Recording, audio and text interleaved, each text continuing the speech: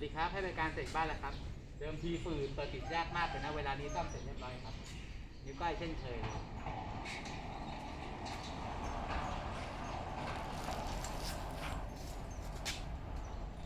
ถ้าซ่อมแล้วไม่ลื่นแบบนี้เนี่ยไม่ต้องจ่ายตังค์เลยนะครับ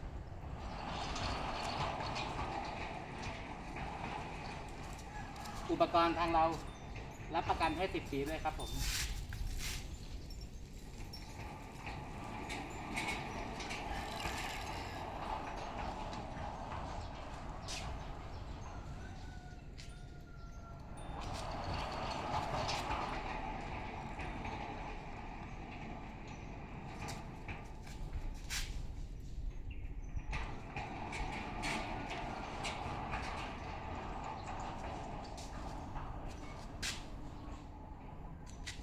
นิ้วก้อยดึงอีกทีนะ